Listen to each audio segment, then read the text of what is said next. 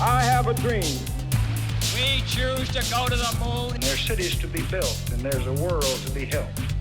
I regard myself as a soldier. We shall fight on the beaches. We shall fight From where the zipper ends, round under my back of my bunghole, down where your nuts hang. I guess all of you would say this about your mother. Better fucking work this time. Better fucking work. Yes, okay. Jesus Christ. Coming forward. Alright. It's working. It's recording. Right now. Mm-hmm. But you're not Ron Thompson. And I'm not Jason, who's been be. joining you.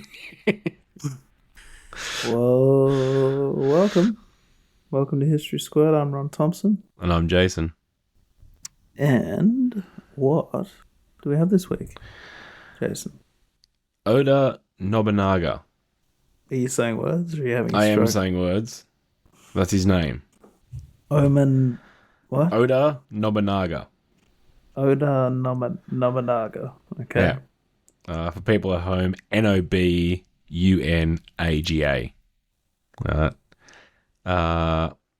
Born in 1534 in Japan, in the Orinari province, as the heir to the powerful Oda clan. Oh, we're going to Japan. We're going to Japan, yes.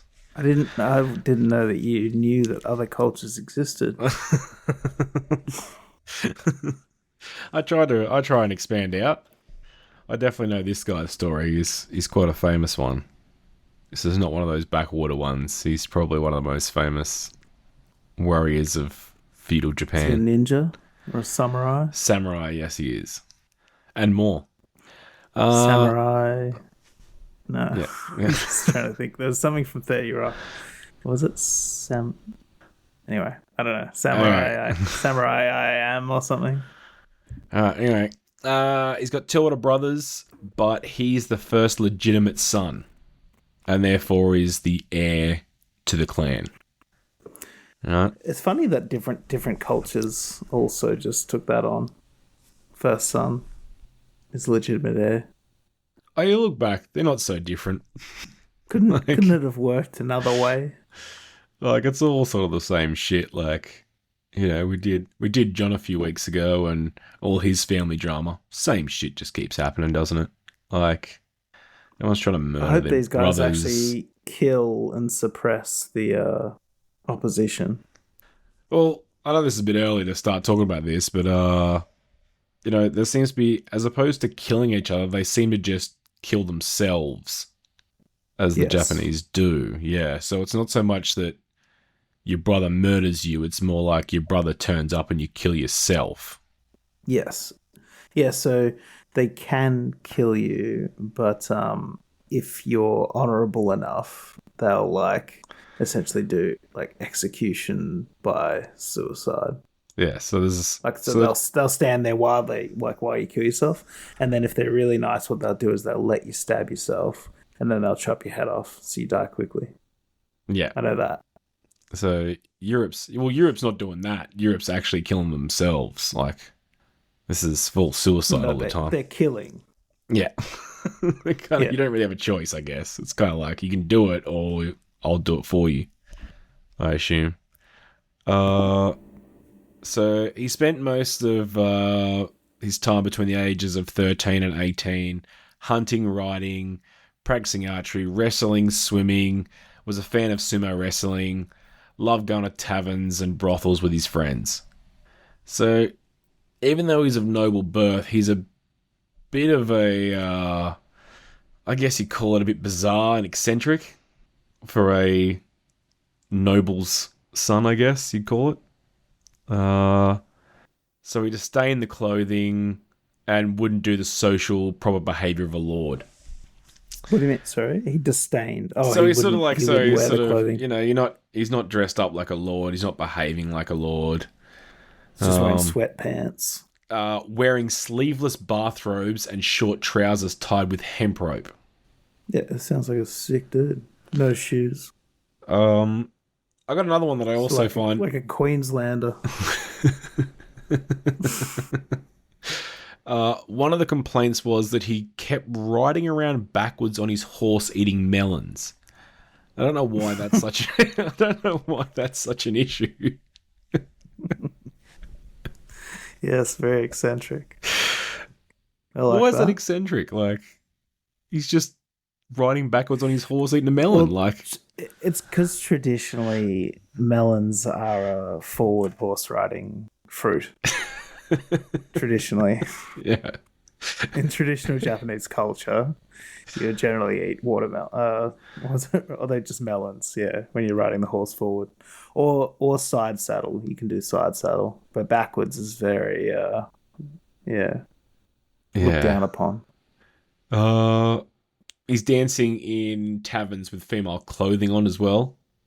Yeah, pretty cool. First drag artist. Have you watched Drag Race yet? No, of course not. Can you tell that story quickly about that girl that you went with a date on from like Tinder or something? Oh no, I'm not going to make. Oh god, no. She wanted to make you her little friend. You came and watched Drag Race with her. It's a great show. It's a good show. I've never seen it. So he's a bit of a fool. He's known as the Fool of Orinawa. So everyone's sort of making fun of him. So he's a bit of a like degenerate youth.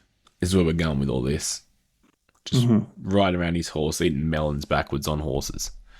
Unbelievable. Yeah, I mean, I wish. Yeah, I was going to say, I wish the teenagers in Queensland were doing that, just riding backwards on horses, eating melons, and not committing violent crimes. I think we'd have less of an issue, but the government would probably still see that. They'd probably make that illegal. Well, like you could say, it's like a sign of like, I don't know, some sort of movement, and all of a sudden it's, we don't conform to the government. All those who don't conform to the government, get on your horses, ride backwards, eat melons. And then... Oh, yeah. People yeah. And then what? And then, then you'd argue that that's like the protest. You ride backwards into battle. Yeah. Just confuse people. It's probably not bad as for an archer to be on the back of a horse.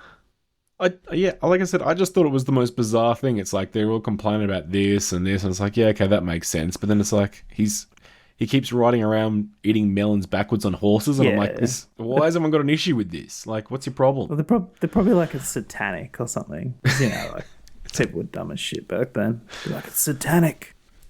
Maybe. So, also, do you know in Japanese culture that they change their names? I did not. I know in Aboriginal culture they change their names when if somebody has the same name as them. I don't know how close they have to be. I think they just have to be in the community. If they die, then they have to change their name. So you might have you might have an Indigenous person who's had 10 names. Yeah, okay.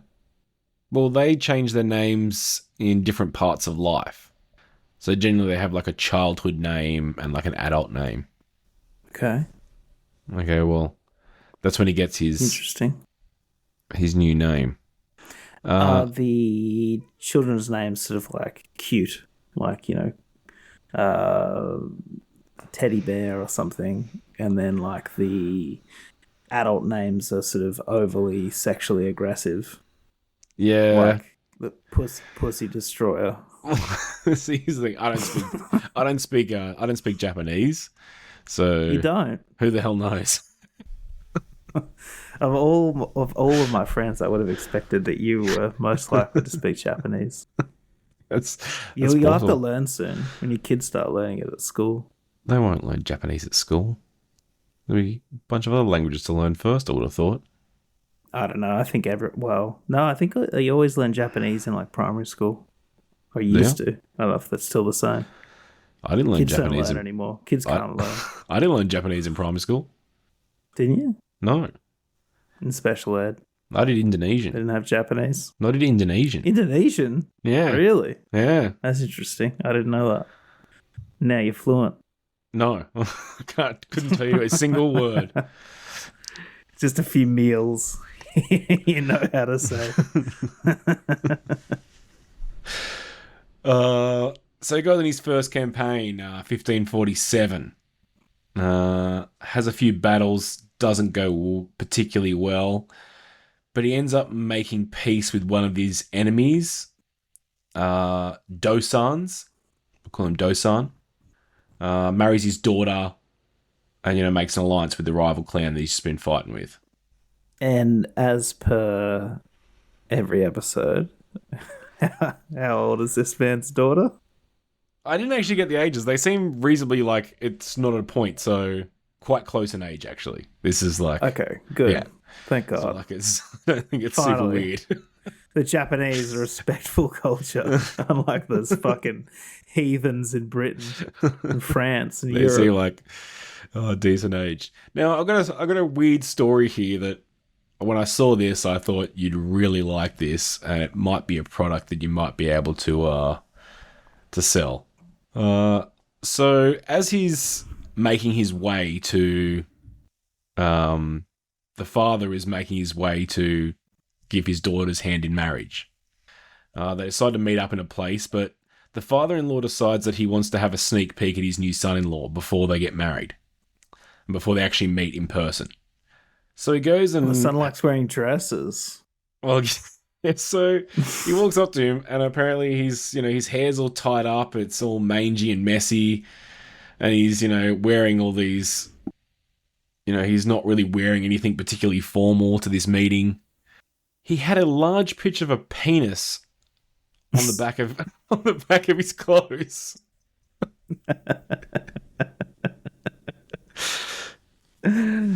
Yeah. Erect? I don't know. I didn't get much info. I just got the fact that there was a penis picture on the back of this. God, I'm not even going to try and say it, but it's the dress they're wearing. Say it. Yukatabira. Yeah, just say it. Yukatabria? Yukabra? Sure. I don't know. But That's it. from Yeah, we what should I've make read, this. it's clearly the an outfit they wear. Like it's clothes they wear. Yeah, Tokyo style. Tokyo drift.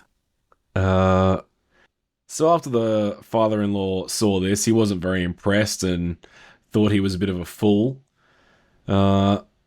So he went to the meeting and he didn't really dress formally.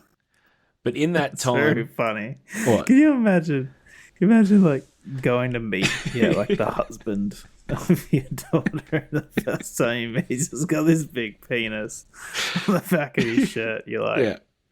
I don't think this is gonna work out.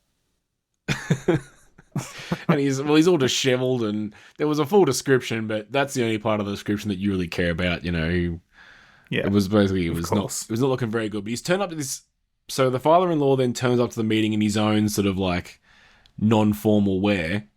But by the time he gets there, he's actually changed into and worn for the first time his formal dress, and he's made the father-in-law look like a fool. Was the whole point of that story. The formal dress also has a penis. Well, now he's on the turned up back. not dressed, and this guy's turned up with 1,000 guys in completely formal uniform, and it makes him look bad. Yeah, just looking nice. Yeah, that's pretty cool. Just a bit of a side note. My friend was telling me this story about.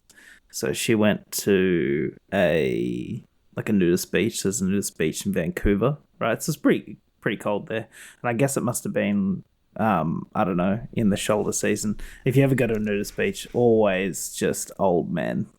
Always. They love it. They love just getting their shriveled old dicks out. I'm not sure why. Yeah. 50, 60, 70-year-old men. Anyway, so it was like fairly cold, and there was just this one guy there, and he was wearing a hoodie and no pants.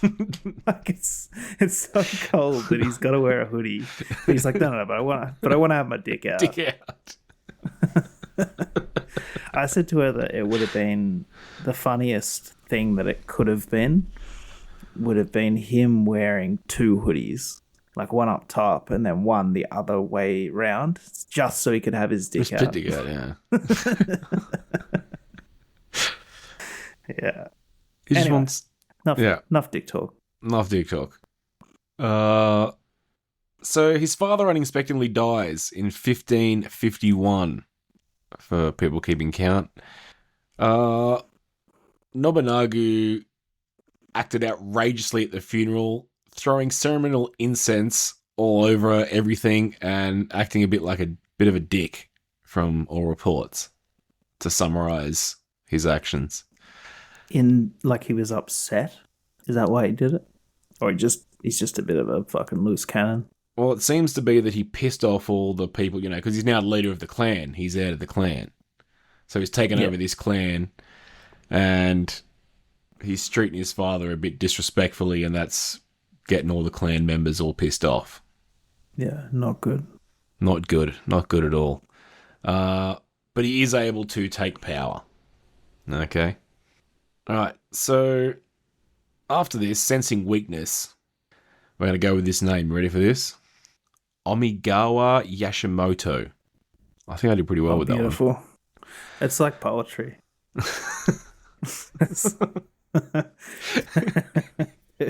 People listen to that on repeat to put themselves to sleep. Oh, or record. You put it on a loop and send it as a sleep track for everybody. Put a bit of music over it. Some Tibetan singing bowls. Just have me pronouncing Japanese names. So Imagawa Yashimoto takes a few castles off our boy due to his weakness. His brother then attempts to kill him, but fails, and he ends up forgiving his brother. Yep, classic mistake. Then his uncle, Oda Nobunaga? Nobunaga. Do you know what would be funny is if you pronouncing Japanese words and names made you physically sick because your body's just like, what's happening here? You're just like, I'm not feeling well. This is not great. So is it because he's Oda Nobunaga or whatever it is. Yeah. Moom, I don't know. Anyway, the last name goes first. Okay, the uncle. So the last name's kind of Oda, and anyway. So it's the uncle. But he manages to fend off his uncle's attack.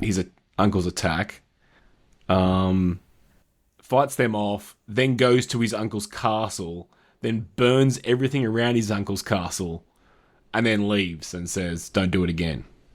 Burns everything but the castle.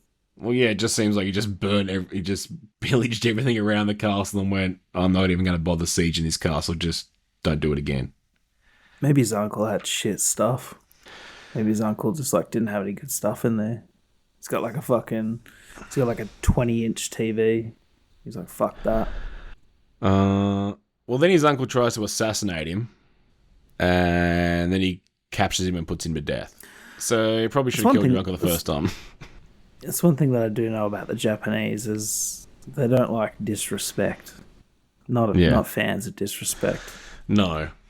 So he forced him to do what's it called? Sekepu? Seppuku, yeah. Seppuku. So Uncle Seppuku's. Cutting the belly, it means. Cutting the... That's a fun fact. I didn't get that far. It's an honourable suicide. Now, at this stage, we're at 1553. Now, this is another one that also gets me quite funny. So he's had a teacher his whole life. I haven't really mentioned before, but he's obviously been there most of his life. Hirati Mashaside. And he's been one of his closest advisors and mentors. He commits seppuku. He commits seppuku. Because he's so ashamed of how Nobunaga working out. Oh, Jesus, yeah. Oh, yeah. Can you imagine your teacher's so disappointed in you that he kills himself because of how badly you turned out? Yeah, it's not great. But, yeah, they didn't have the whole mentor thing like they did in ancient Greece. There was no sexual relationship here, I would assume. No, Just a regular relationship. We talked about Diogenes a little while ago, and one of the theories that you said was that he just held his breath until he died. Do you think that counts as seppuku? Yes, I would think so. Well, not what you just said. You're not cutting yourself with a blade. You're not cutting yourself with a blade with the... Don't know, is there a ceremony involved? I think there can be, but I don't think ordinarily. Oh, it says ritualistic suicide by disembowelment. So yeah, I guess there is. You light some candles, put on some you run a bath. You kill yourself. Jack off one last time and then kill yourself. That'd be nice. That'd be nice if that was part of it. Part of the ceremony. Just a little treat before you kill yourself.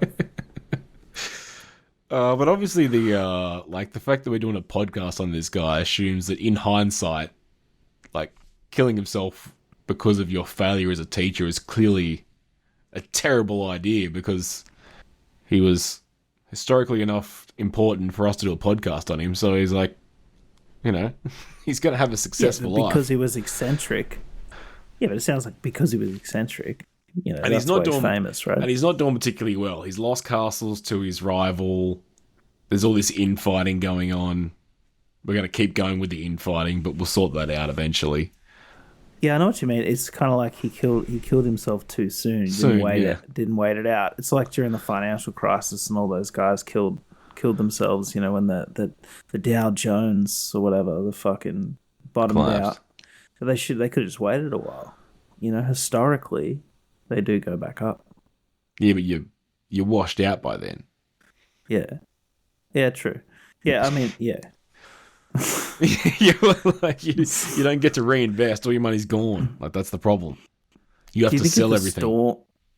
How many seasons do you think the Storm would have to be on the bottom of the ladder for before you'd commit seppuku?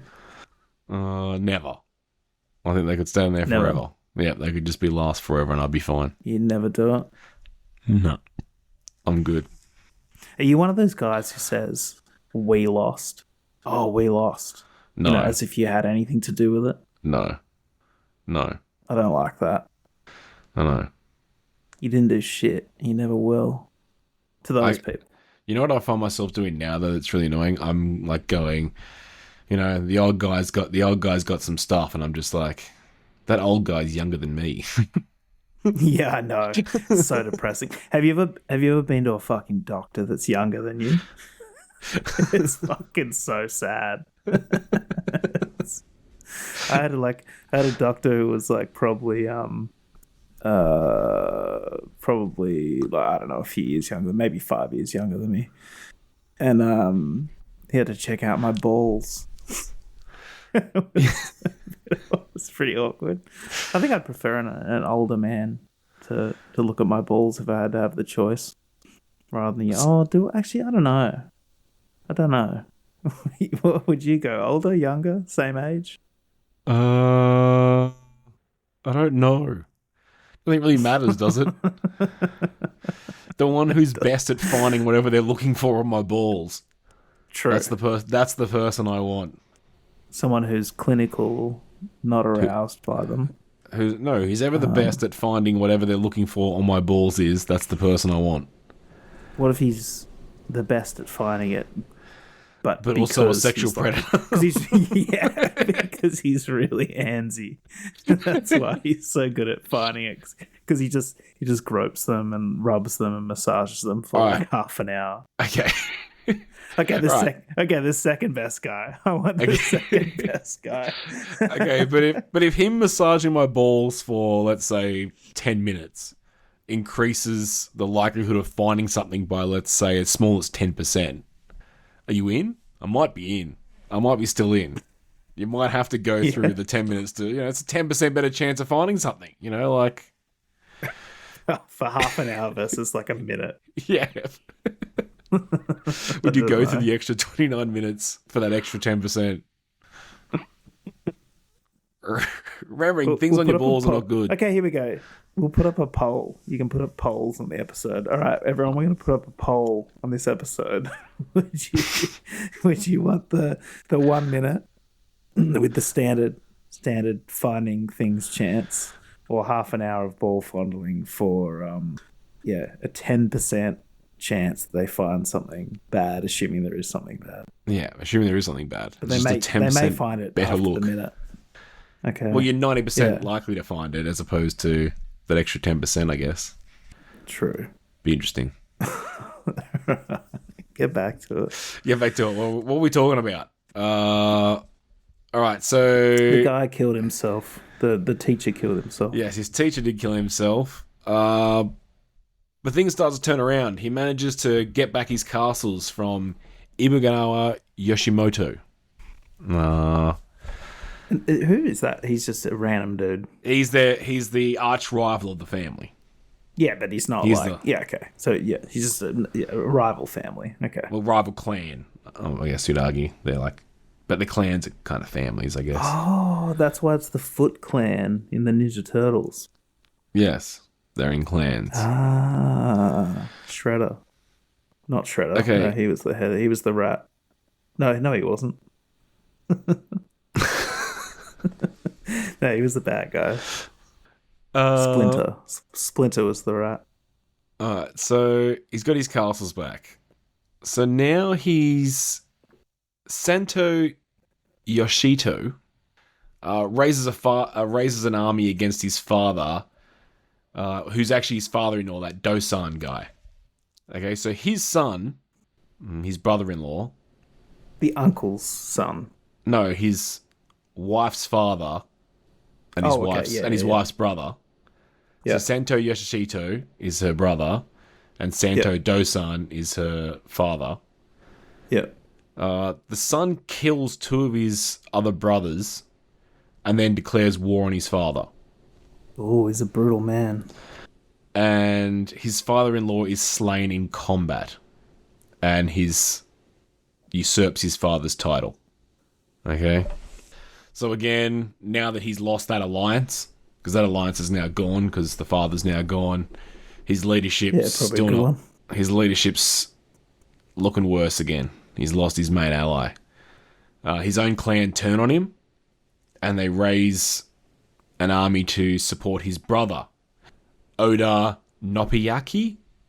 This is the one who went against him already? No, that was the brother. No, that was the uncle, Nobunaga. Oda Nobunaga and brother Nobunaga. And how many brothers does he have total? I've got this down the bottom, actually. All right, so for this one, he's got 11 brothers, 2 sisters. He has 12 sons, 11 daughters, 2 adopted children, 10 concubines, and 1 lawful wife.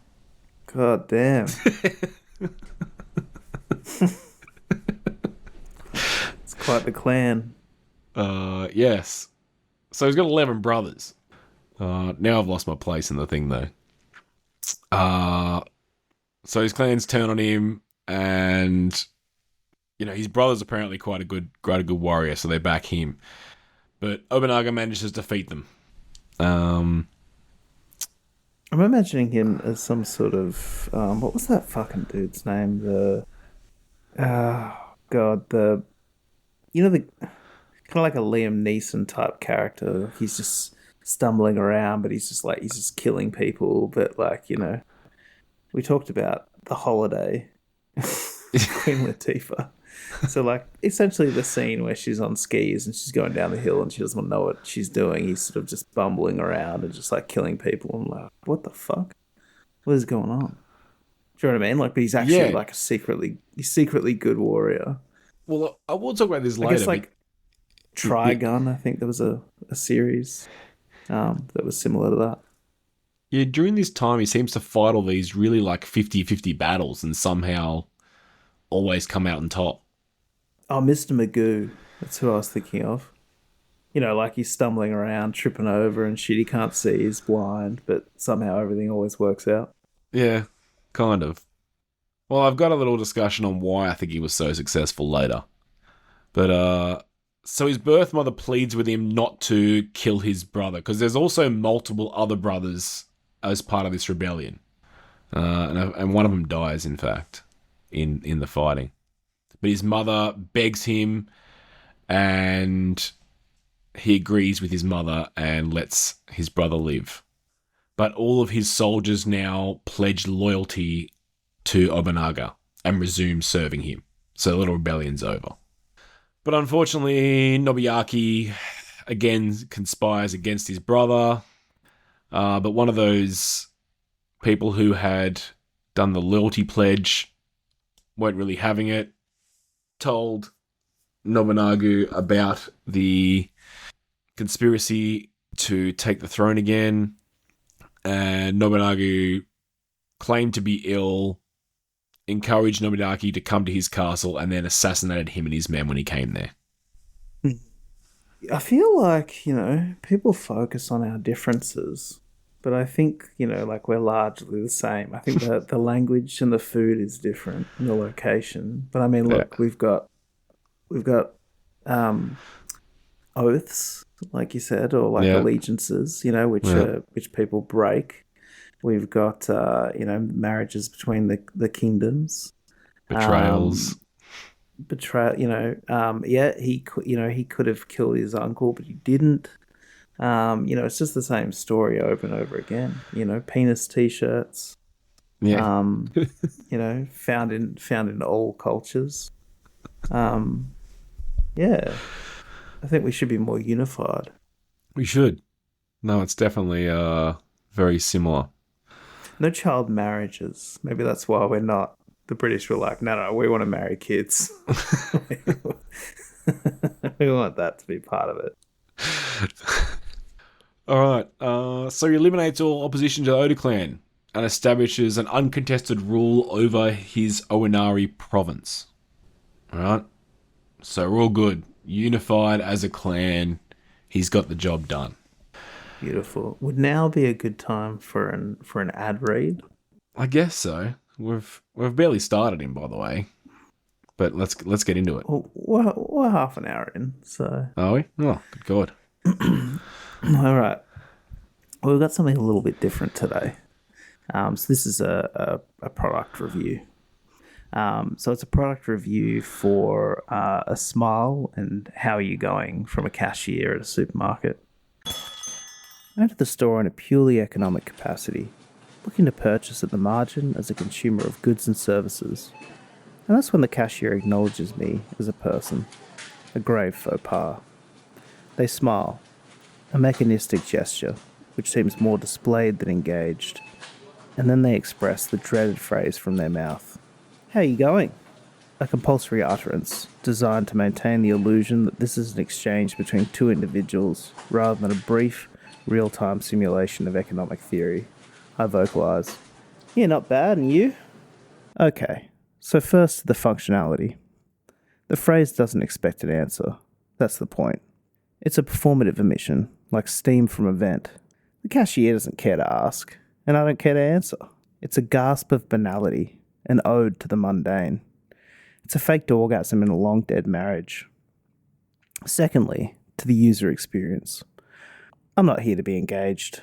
I'm here to be scanned up and wrung out like Cole's pathetic little pay pig. I don't want to be perceived as a human. I want to be the concept of the customer. Abstracted, symbolic, a representation. Any recognition of my individual existence is a breach of the social contract. So don't look at me and stream your insipid platitudes, expecting pleasantries in return. Finally, to the product feel. The smile is a trap, the question is bait.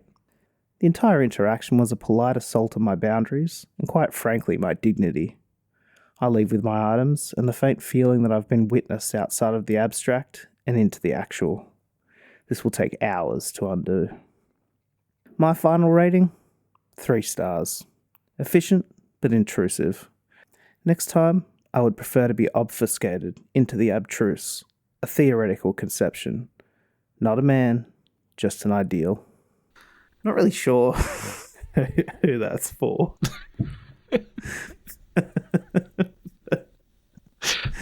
But there it is. I'm concerned that you think that these cashiers are like some sort of economic money hungry like people who are just saying hello to take your money.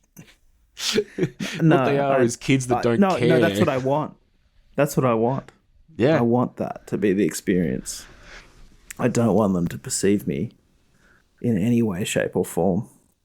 You want a robot, which is what we're getting. Yeah, I just want it to be transactional. That's true, but I've got too many things to ring up. I've got to go to the cashier. Surely I don't they want to can waste just. my time either. Seems like it would be really easy. Surely you could just. I don't know. They've got to fix their shopping system. And yes, I hate saying hello to people. Also, it's very annoying. It's the fucking worst. It's the It's fucking the worst worst. thing on the You want planet. you want me to smile at you? How What dare for? you? What do you want? What for? What have you done to deserve a smile? And the worst bit is, it's people trying to help me when I don't want help, and when I do want help, I can't find any fucking one. I gotta say, as bad as that is, being a customer, it was worse being on the checkout. I had this guy say to me one time, and I consider this like verbal assault. He came through, scanned up his stuff, and then I said, "Oh, do you have flybys?" As I, needed to say, and he said, "I don't have flybys. I do drive-bys." But not in a cool way. Like he meant he drives his car around. I did not like that. Did not like that at all. I also worked at a shopping grocery store, and I had an issue once where I was 16 years old and they put me on the smoke register. Oh, yeah.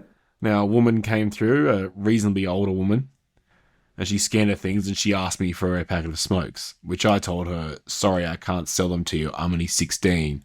You'll have to go to the front register." She said that was unacceptable and that I needed to do something about it and give it to her. I apologized again and said, "I can't do it. It's illegal." She then demanded that if I don't, she was going to call my manager, which I went, okay. She then went, "You know what this is?" And then she started going on. Then while we're waiting for the manager, then she started ranting about the fact that this is actually a conspiracy to take her fuel docket away from her. Now, the theory being that she had to spend $30 or more to get the little petrol voucher, and that the smokes and her shopping together would equal that amount, and separately they wouldn't. Yeah. Now... Oh, dude. Yeah. I was always confused about what I just kept saying to her, like, she goes, and then she was going, "You're in trouble. You're going to get in trouble for this. Like, you shouldn't be here." And I'm like, who do you think put me here? Like, I'm just like, like, Dude, what makes you think I have any responsibility for this whatsoever? I'm doing what I'm told. Like, you seem to be convinced that I'm some sort of like mastermind who's trying to like affect your shit. Like, I haven't made any decision whatsoever. The amount of people who would buy like a $3 chocolate to save $2 on their petrol was insane. So many people. Yeah, I had one guy come in and he bought cigarettes, and he turns around to like his 15-year-old son and he goes, "What do you want?" And the son's like, "Oh yeah, like Winnie Blues." And then he goes, "Oh, can I get Winnie Blues?" And I was like, "No," because he's going to give them to him. And he made me call the manager over. So I bring the manager over and I'm like, "Yeah, you just asked him what he wanted and he doesn't have ID. He's clearly like, 14 or 15. Yeah. And the manager's just like, "Oh, just give it to him." Yeah. It's like, all right. Wow. Oh, there was a formal complaint filed for that incident, by the way, to finish that. Like, there was a proper formal complaint. I was like, I don't know what you want from me. Still, better than smelly customers. There was a couple of customers who used to come in who fucking smelled so bad that I would like be dry reaching. Like I had to hold my breath while I served them because they clearly didn't shower. That was pretty bad. That is disgusting. Customer service is a terrible business. It's a terrible business. We should just have hand waves. I think we should just wave to people. I think that should be it. There should be no or head nods. You just nod at people. Yeah, just a head nod at people. That's it. Yeah, a knowing nod is nice. A knowing nod, yeah. Should we get back to it? I think so. we're back to Omigawa Yoshimoto, our longtime rival. To the father, he wants to expand again. Now this time he gathers an army of 25,000 men. The Oda clan has about 2,000 to 3,000 men, just to put that into perspective. So the invasion is probably a complete bust. His advisor suggested he go and live in a castle, wait out the siege, but Nobunaga refuses, stating that only a strong offensive policy could make up for superior numbers of an enemy, and he decided to order a counterattack. I have a question. Yep. Do we know... So, were they internally racist? You know how some countries, like, they're really small, but they'll be like, oh, no, he comes from, like, you know, he comes from south of the river. Yeah. They're a disgusting, dirty people, even though they're just, like, exactly the same. They speak the same language, maybe a slightly different accent. Do we know? Or it's more just clan-based? It's more like gangs. There seems to be, yes, it seems to be very much gang-orientated, I would say. Like, it very much seems more like they're all trying to kill each other and murder each other over past killings and past murders, and, like, it seems more, like you said, gangland kind of style stuff. Like, these groups are getting together. They own this turf and stuff. Yeah. Is there a king? There is. There's an emperor. And he just lets the clans fight. Again, I've got this as a later political conversation, and we can talk about it now if you like. The political system seems like an absolute fucking disaster. Schmozzle. Okay, so there seems to be... So from what I understand, now, again, this is from my understanding of what's going on. I'm still a bit confused about how this works. So you got an emperor, right? Rules the whole country. But he doesn't rule the whole country. He has zero power. He can't actually do anything. He's got an army. No, he doesn't have an army. Oh. He's just a figurehead. He just seems to be some sort of figurehead. Then you have the shogun, alright? And the shogun is supposed to lead all the provinces under him. But at this stage in history, which it wasn't previously, but this stage in history, he's divvied out all his, like he's got generals everywhere. He's got the clans, so he controls the clans. Now these people are called daimyos. Obunaga is one of these daimyos, controlling a clan. Now, the shogun has no real power because his lands are quite small, and all of his generals that are under him could take him out at any time. So it seems to be purely a ceremonial... Somehow he's managed to keep power without actually having any power to himself. And what's been going on for about 100 years is just all these generals have just been fighting each other, like we've seen. And that's what a strong culture will do for you. So think about a football team, right? So like you've got all these blokes who are in the prime, really strong, right? The coach is essentially their enemy, and if they wanted to, they could kill him, right? And they should. He deserves to be. He's usually an old 60-year-old man too, yeah. And they're all literally prime, fit, yeah. But with a good culture, he's able to direct these, young men. So it's pretty much the same thing. Yeah. I don't know. And eventually they kind of work it out and would go after him, but the fact that they seem to be able to hold power seems... They don't do anything. Well, they just kind of ally themselves with... The Emperor will just kind of ally himself with the strongest generals at the time. And they were like, yeah, the Emperor's cool. He says I'm good. Has the Emperor's line been around for a long time? Like hundreds of years? Yes. Yeah, okay. Yeah.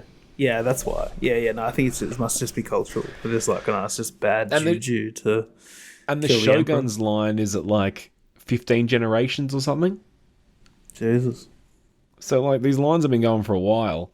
But when they first started, right, I think the shogun did have power. So, like, the emperor was the power, the shogun was, like, the military power, and controlled everybody. But as time went on, that shogun lost all his power, and the generals all gained power, and this is the situation we're in now. Mm-hmm. All right. So back to our Imagawa Yoshimoto little battle. 2,000 against 25,000. And he decides he's got to attack.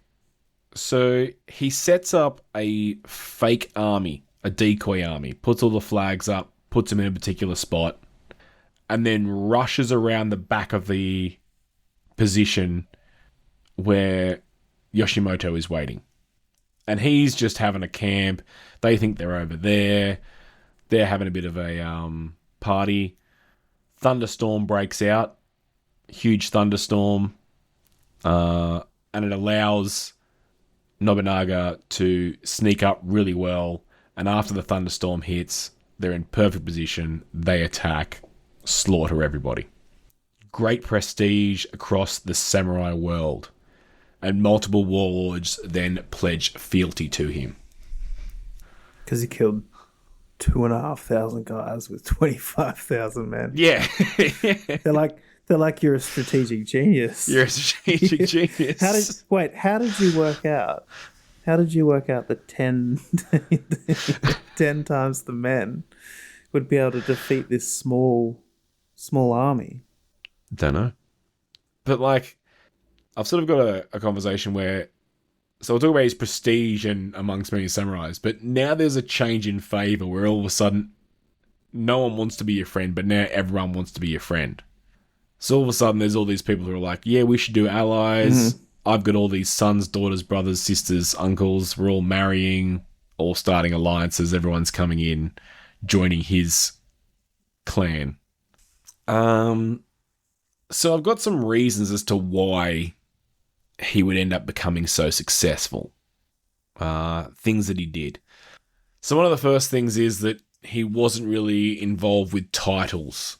The culture at the time, like I said, was respecting family lineage, but he again went based on merit. Nice. It's funny. Yeah. It's funny how all these people that start basing things on merit are quite successful. I always find that very interesting. It's like when you start basing your appointments on merit, all of a sudden it turns out you're really successful. Are you making some sort of DEI point? I'm not making some sort of DEI point at all. I'm just saying that, you know, when you pick on merit, it seems to work out really well for everybody. Okay, because in this particular scenario, they're all Japanese. Yeah. So there's no point to be made. Jason isn't trying to make a point. Jason, I'm just saying merit based. Right. So there was a interesting military revolution taking place at the time as well. Can you have a guess as what that might be? It's military. Yeah, that's the one. We got guns. Right, so we've just started to get guns. Hell yeah. Okay, and he takes up guns immediately. He's one of the first to take them up, use them in mass. I think we went through this before, but I think I said to you that gunpowder invented in China, and then as soon as like the white man saw gunpowder, they were like, we can use this to kill people. Like the Chinese had never thought of that. They were just like, no, this is great for fireworks. Like, look how beautiful these like fireworks are. And the white man, no, that is an instrument of death. Yeah. Now, so what else did he do? He had a system to mass produce guns, and was able to secure supply lines from China to get the gunpowder. Through the Portuguese merchants that no one else had the supply of gunpowder like he did. So he was able to supply himself with a lot of gunpowder. This is before China hated Japan then. Is that as a result of World War II? Yes. China, they do not get along now. No. It's probably World War II. It's probably before that. But yeah, World War II wasn't great. Now this is another one I found interesting because this seems to come up also a lot in when I'm looking at people in history, right? So everyone's got spears, okay? And everyone goes, look, we've got this standard spear. It's a good spear. But then there's people like Philip II. There was a few Roman people that did it too. That were like, you know what we should do? We should make that spear slightly bigger. Yeah. And then, so he decides to increase the size of the spear from 5.5 meters to 6.4 meters. Yeah. 18 foot to 21 foot. Well, yeah, because you're obviously got a slightly longer spear than your enemy, so you can poke them first. Theoretically, you just make the longest spear ever. You just got like these fucking 30-meter spears. Instead of using arrows, you just use these really long spears to just stab people in the face. Yeah, I just noticed that's come up a few times too about people like, you know what I'm going to do? I'm going to make this spear slightly bigger so I poke them first. Like, yeah. So he's done that to his army. Seems logical, yeah. A lot of civil engineering. Very much used engineering on the battlefield. Again, one of the only people doing it at the time. Even though there was a few times where he definitely used gambling tactics and surprise tactics like we just talked about in the last battle, he generally uses overwhelming military power to defeat his opponents. Yeah, like I said, he's a strategic genius. Yeah. More men. Yeah. Better. Did you say gambling? Did you say gambling tactics? Yes. What does that mean? He's throwing dice. Well, yeah, basically, decide what to do. Well, the thing was, he's saying that he did take chances when he needed to. So when all of a sudden he's in a sticky situation, all of a sudden he tries this gambling tactic and it pays off. But generally, most of his battles, calls in the bouncers if the other side's winning too much. Yeah, I think it's get him out of here. Like he did before. If he was fucked, he all of a sudden went, all right, well, if I'm fucked, let me try this. And then it comes off. It just sounds like he's like gambling tactics. He's like, all right, they've got 5,000 men, send in 1,000. And then when they start losing, he's like, oh, you know what, we'll use the other 50,000 men. That ought to do it. Thought I'd try with 1,000. Yeah, he creates a standing army, trying to get soldiers away from being part-time farmers, part-time soldiers. So having a full-time army is obviously a lot great. Creates a giant intelligence network. So he got rid of work-life balance. Yeah. And they've got this one. He has a firm rule, which this is one of the things that I think allows him to do what he's about to do.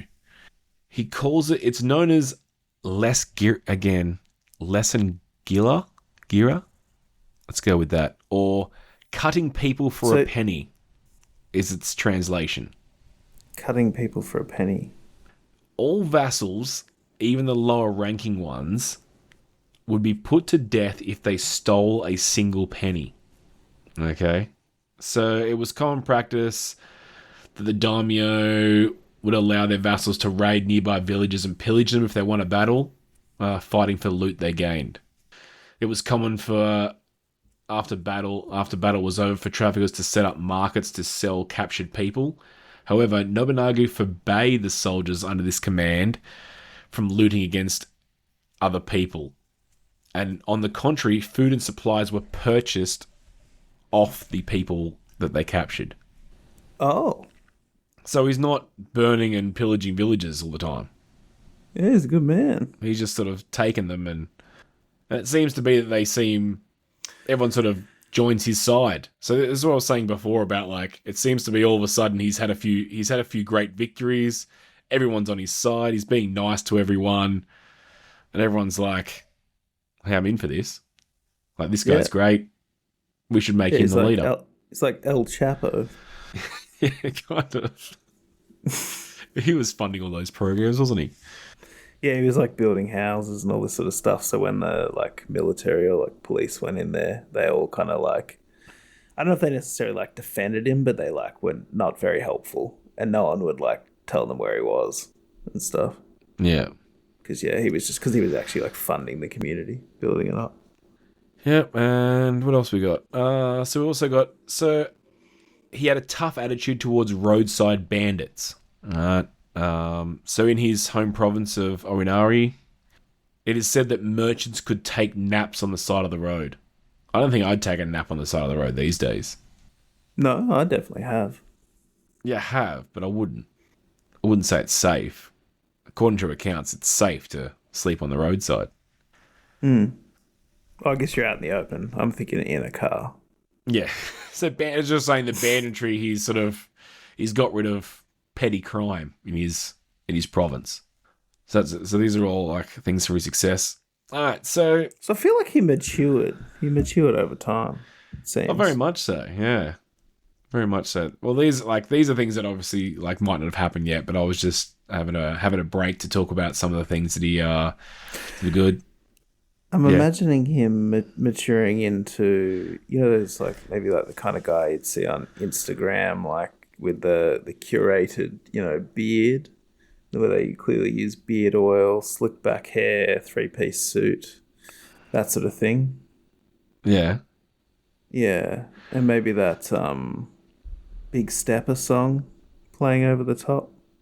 Which song? You know that song. You would have heard it a million times on Instagram. I'm not singing it. I'll send it to you. I want the people want to hear you. Come on, Ron. No. Come on. Deep breath. Let's do this. Tell us what we're doing. No. All right. So he promoted tea ceremonies, and this is how he built trust with his subordinates by successfully using the system for political use. Oh, yeah. I think this negotiations and stuff. Super weird, yeah. So he's having tea ceremonies. So he showed his authority by displaying it's just diplomacy. He showed his authority by displaying tea utensils, making it known that the tea ceremony was a samurai ritual. Okay? Oh, he's sort of like juicing them up. He's like, oh, you're a what's it called? An honorary samurai. Yes. When you sit at this table. I think it's a bit of that. So he forbade his vassals from holding their own tea ceremonies. So you were only allowed to have your own tea ceremony if you got a special achievement. So now it's an exclusive experience. And Nobunaga would give you tea utensils when you got to this, like he'd give you a tea utensil and say, great achievement, and you could go and have your own tea ceremony then. So it's it makes it a big deal. It's like, if you can't have lasagna at home, but if you do something good, you can have it. You can have it with me. Well, people seem to it says the vassals began to take pleasure in this. They were all in for it. They were all like, they're all showing off their tea utensils. They're all like, they're all sort of. It was all so very much. He invented Pokemon cards, basically. They're like trading them. I saw a weird reference that somehow there's some weird fantasy Pokemon thing where he is actually a Pokemon trainer in some like Legends of Pokemon trainers. Oh, really? Yeah, and there's someone's made like a historical adaptation of him as a Pokemon trainer. I thought that was like, okay. What were we talking about? The tea. Yep, so they're holding these special tea ceremonies. The people are all going nuts for it. It's a great honour to get your own tea ceremony. Everyone wants their own tea ceremony and their own tea utensils. Having these tea ceremonies became more special in value and having the tea utensils than them being given territory by their lords. What? Yeah. Oh, So dude, people what seem to want these a tea swindler. ceremonies. What a swindler. He's like, no, it's just like, look, you might have wanted, like 10 hectares of land, but this spoon, it's better. This spoon is better than 10 hectares of land. Think how many spoonfuls you can have with this. But I think it's more like it's like, I don't know, you win the trophy, right? And the trophy is this tea utensil. It's this, I don't know, I guess a little teaspoon or whatever it is. So you get this teaspoon. And everyone's like, "Oh yes, I've got the teaspoon." But the teaspoon really means that you get a farm. So you're like, I guess you're kind of excited about the teaspoon, but like the teaspoon means that like you got land too. I don't think it's that. I think that the teaspoon is like a sign of honor, or like that you've done something great. I think that's what it is. So yeah, this is what happens when you've got a culture built on respect, or like that's not what I was gonna say. Honor. You've got a culture built on honor. This is what happens. People come to value teaspoons more than land. Yeah. It could be a gold teaspoon. Right, and We should do that in Australia. Yeah. We should get this going in Australia so we can get people's houses for teaspoons. We could start a membership like tier system with tea utensils. You could be like if you're a member for a year, we could send them like a spoon.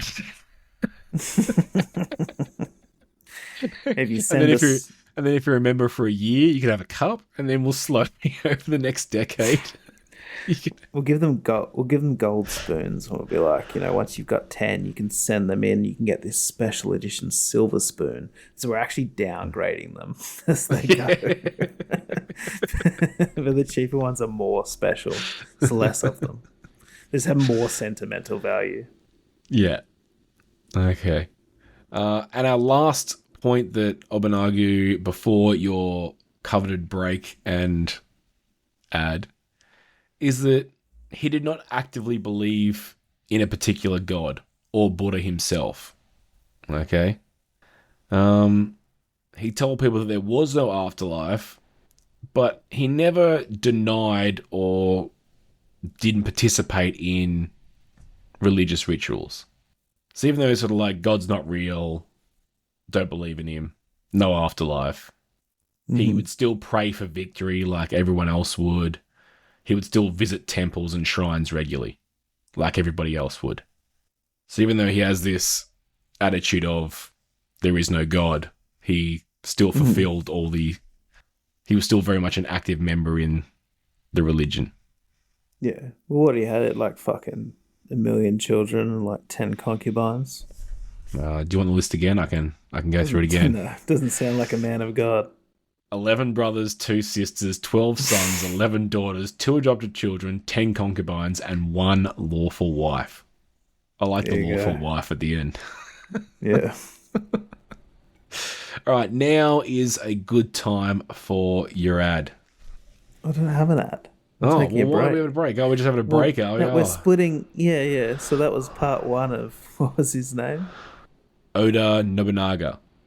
Okay. Part 1 of Oda Nobunaga. I guess you gotta wait for the next episode for part 2. Peace out, A-Town. I wasn't recording, by the way. Oh, okay. Yes, you were. Yes. You can see the buttons on.